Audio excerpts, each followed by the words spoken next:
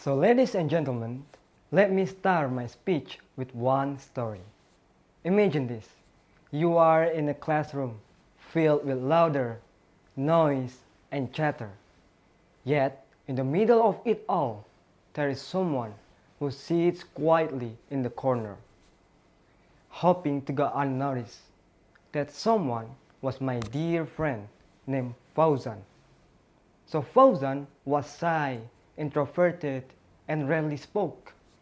At first, no one thought it mattered, right?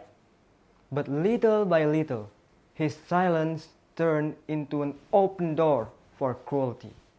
He was bullied, he was excluded, he was ignored. And we told ourselves, if I don't get involved, maybe I'll be safe. But that wasn't safety. It was silence, and our silence became his suffering. And soon, I saw the cost of it. Fauzan stopped smiling. He avoided cafeteria. He ate less. He grew thinner. He even started skipping school. And his spirit was breaking right before our eyes. And yet, at that time, we all stayed silent. This makes me realize that I was in the wrong. And soon, I always approach Fauzan. This story reminds me of one quote from Martin Luther King who said, "In the end, we will remember not the words of our enemies, but the silence of our friends." Moreover, Fauzan's story is not just about one boy in one classroom. It is a mirror of our society. Yes, it is a mirror of our society. Because the same silence that allows bullying to thrive is the same silence that allows injustice to flourish everywhere. Just consider this. UNESCO has reported that 1 in 3 students worldwide has experienced bullying. Many suffer in silence because bystanders, friends, teachers, and communities choose to look away. And it doesn't stop right there. There are girls in boarding houses who endure sexual abuse in silence, too afraid of shame, too afraid of being threatened, and too afraid that no one will believe them. There are citizens who watch the police or military forces abuse their power, shooting or attacking an armed civil society. There are villages where forests are destroyed, where land is converted for profit, leaving animals without homes and families without clean water. There are officials who steal billions through their corrupting acts, taking money meant for school, for hospital, and for food subsidies.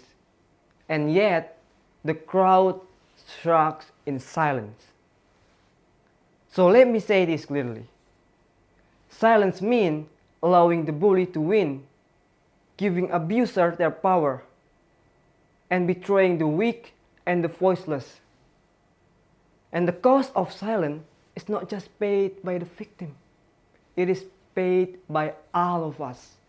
Because injustice, once allowed to take root, doesn't stop at one person, one group, or one community. Sooner or later, it will come for us too.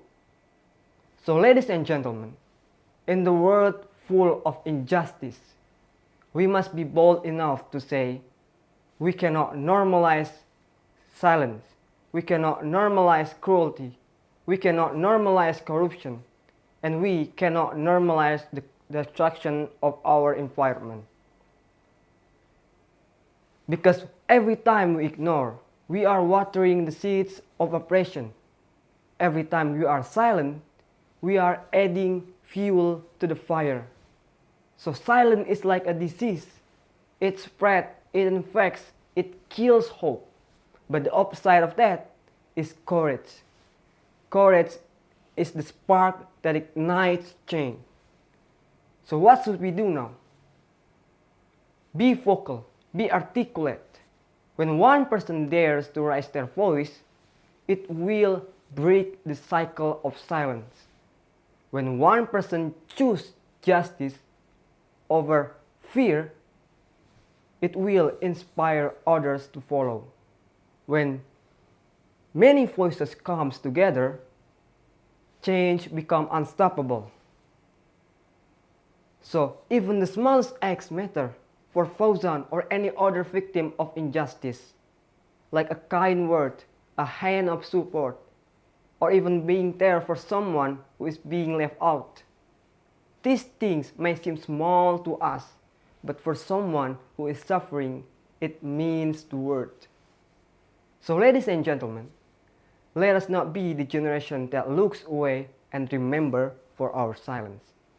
But let us be the generation that speak the truth, choose justice, and refuse to normalize silence.